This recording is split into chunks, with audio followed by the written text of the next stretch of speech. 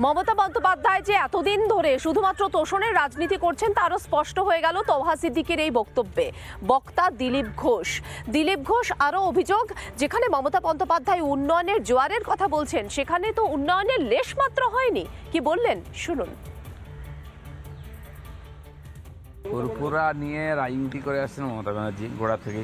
আপনি যে উদ্দেশ্য নিয়ে যাচ্ছেন আমাদের প্রশ্ন নেই, ফুরফুরা শরীফের যারা মানুষ তারাও প্রশ্ন করছেন, তারা আপনাকে বয়কট করছেন। দিন পর্যন্ত উনি যে প্রতিশ্রুতি দিয়েছেন ফুরফুরা শরীফে গিয়ে বা ওখানকার তৌহা সিদ্দিকী কোম্পানির সঙ্গে কথা বলে তার কথাটা পুরো হয়েছে। অন্য জায়গায় ওয়াকফ বিল নিয়ে অনেক কথা হচ্ছে, বলে দিচ্ছেন, অনেকে ডায়লগ দিচ্ছেন যে জান দিয়ে দেঙ্গে।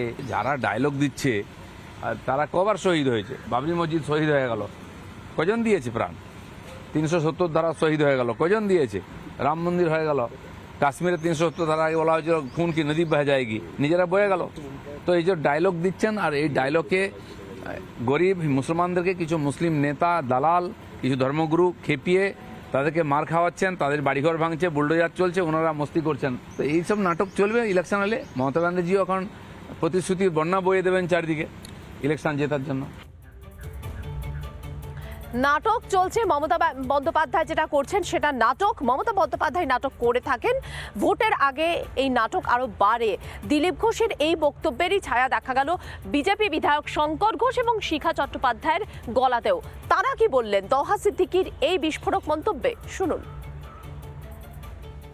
বারবার করে যদিও বলতে নেই, অনেকে বলেন যে মমতা ব্যানার্জি টুপি পরাতে ভালোবাসেন।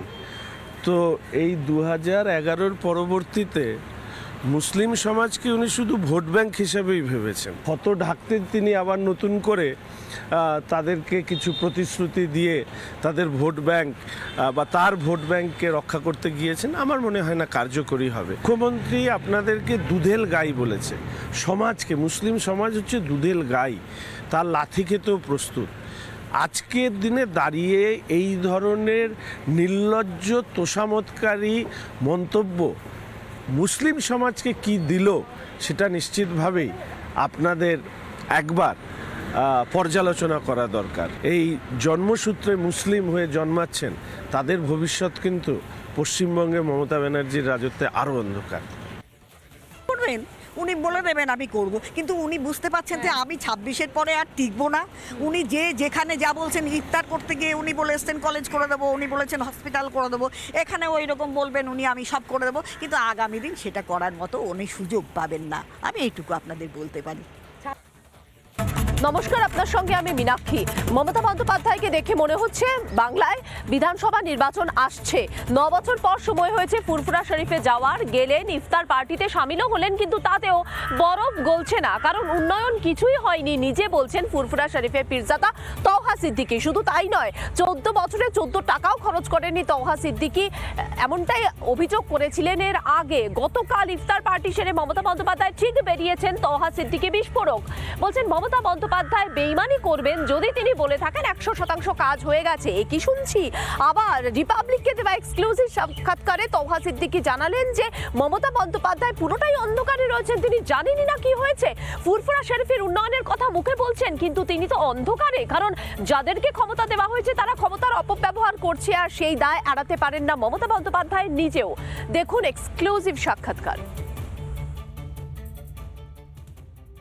তৌহা সিদ্দিকী, আপনাকে অনেক স্বাগত রিপাবলিক বাংলায়। তৌহাবাবু, উন্নয়নের জন্য মমতা বন্দ্যোপাধ্যায় বলেন সার্বিক উন্নয়ন হয়েছে। ফুরফুরা শরীফের উন্নয়নের জন্য আপনি কি চাইলেন বা কি চাইবেন আগামীতে? ফুরফুরা শরীফের উন্নয়ন হয়নি যদি আমি বলি, তা আমার চেয়ে বড় বেঈমানি আর কিচ্ছু নেই। আর পশ্চিমবঙ্গের মুখ্যমন্ত্রী যদি বলেন আমি সব করে দিছি, এইটাও ঠিক নয়, এইটাও ঠিক নয়। একদিন উনি চুচুড়ায় দাঁড়িয়ে বলেছিলেন ফুরফুরা শরীফে মুসাফেরখানা হয়ে গেছে, উনি একদিন বলেছিলেন। তো যেদিন বলেছে আমি সঙ্গে সঙ্গে ফোন করলাম, আমি আপনি যে এটা বলছেন ফুরফুরা মুসাফেরখানা হয়ে গেছে, মুসাফেরখানা হওয়া তো দূরের কথা, 1 কুদাল মাটি ওঠেনি। উনি বললেন তাই নাকি? ওনাকে ইনফরমেশন দেওয়া হয়েছিল হয়ে গেছে, বুঝতে পারছেন না? তো পশ্চিমবাংলার মুখ্যমন্ত্রীকে চোখের আড়ালে রেখে চারিদিকে যে যা পাচ্ছে করছে। উনি যাদের হাতে দায়িত্ব দিয়েছে তারা ওনাকে মিস ইউজ করছে। আমাদের ফুরফুরা শরীফে 100 বছরের ওপরে কোনোদিন অশান্তি হয়নি। আপনারা নিশ্চয়ই দেখেছেন ফুরফুরা শরীফে অ্যাডিশনাল এসপি পর্যন্ত মার খেয়েছে কিছু, কেন এখানে লবি তৈরি করে দেওয়া হয়েছে, তৃণমূলের দুটো লবি তৈরি করে দিয়ে এই জিনিসটা করেছে। আর এর মাথা ছোট নিচু কেউ নাই, এর মাথা ওপরে। ফুরফুরা শরীফের লবি তৈরি হয়েছে, লবি তৈরি হয়েছে বলবো না, তৈরি করা হয়েছে, তৈরি করে অরাজকতা হয়েছে। মমতা ব্যানার্জি উনি সুন্দর অ্যাকশন নিয়েছিলেন, আমাদের এমপি সুন্দর অ্যাকশন নিয়েছিলেন, ওখানে কিন্তু এমএলএর কোনো ভূমিকা ছিল না। এমএলএ উনি ঘরে বসে বসে শুয়ে এসে হাওয়া খাচ্ছিল। হুমায়ুন কবির পরপর যে বক্তব্যগুলো রেখেছেন সেগুলোতে আপনারা ক্ষুব্ধ, একজন পীরজাদা হিসেবে ক্ষুব্ধ, যেভাবে অন্য একটি সম্প্রদায়কে, হিন্দু সম্প্রদায় হোক, তাকে বারবার আক্রমণ করা, বেফাস কথাবার্তা বলা, আপনার দলের বা আপনার এরকম জায়গায় গিয়ে। তো হুমায়ুন কবির যে কথাটা বলেছে, আগে হুমায়ুন কবিরকে জানতে হবে উনি তৃণমূল না উনি মানুষ। শুভেন্দু অধিকারী যে কথাটা বলেছে যে মুসলিম বিধায়কদের ছুঁড়ে ছুঁড়ে ফেলবে, হ্যাঁ চাংদুলা তুলে ফেলবে, এটা কোনো মানুষের দ্বারাই হয়? কোনো মানুষের দ্বারাই হয় হতে পারে বলে আমি মনে করি না। এইটাও ঠিক নয়। হুমায়ুন যদি বলছে আগে আমার পরিচয় আমি মুসলমান, না না, এটা ভুল বলেছেন উনি। হুমায়ুন কবির উনি আমার মনে হয় উনি ভুল বলেছেন। মানে আমি তোহা সিদ্দিকী, আমি মুসলমান ঠিক, কিন্তু আগে আমার পরিচয় আমি মানুষ। সংখ্যালঘু নেতারা একের পর এক মুখ খুলেছেন তোহা সিদ্দিকী, মুখ খুলছেন সিদ্দিকুল্লাহ, এর আগেও মুখ খুলেছেন একাধিক নেতা, জাকির হোসেন মুখ খুলছেন, এবার মুখ খুলতে দেখা গেছে হুমায়ুন কবিরকেও। তাহলে কি তারা এই হুমায়ুন কবির থেকে শুরু করে সংখ্যালঘু নেতারা তারা সন্তুষ্ট নন? বারবার বিতর্কে জড়িয়েছেন এই হুমায়ুন কবির বিতর্কিত মন্তব্যের জেরে, এবং তার জন্য শৃঙ্খলা রক্ষা কমিটি তলব করেছে হুমায়ুন কবিরকে। হুমায়ুন কবির গতকাল রিপাবলিক বাংলায় জানিয়েছিলেন তিনি জানেনই না এই তলব সম্পর্কে, তার কাছে কোনো ইনফরমেশন আসেনি, কিন্তু আজকে তিনি বলছেন যে তার কাছে যে ইনফরমেশন এসেছে তার পরিপ্রেক্ষিতে তিনি হয়তো যাবেন। তলবের সারা হুমায়ুন কবিরের, আর একই সঙ্গে হুমায়ুন কবির যে শোকজের যে জবাব দিয়েছেন সেই শোকজের জবাবে তৃণমূল শৃঙ্খলা রক্ষা কমিটি খুশি নয়, যে কারণে তাকে ডেকে পাঠানো হয়েছে এবং তিনি যাবেন বলে জানানো হয়েছে। হুমায়ুন কবির ঠিক কি বললেন শৃঙ্খলা রক্ষা কমিটির তলব নিয়ে, শুনুন। যাবেন? নিশ্চয়ই যাবো। কখন যাবেন? যখন টাইম হবে, ওনাদের যখন টাইম হবে তখন। আপনাকে ডেকেছে মানে এই ক্ষেত্রে আপনার কোনো ছুট নেই তো?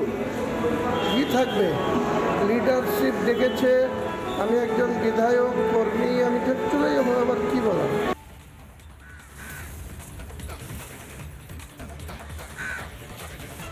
হুমায়ুন কবির গতকাল বললেন তিনি জানেন না শৃঙ্খলা রক্ষা কমিটি যে তাকে তলব করেছে।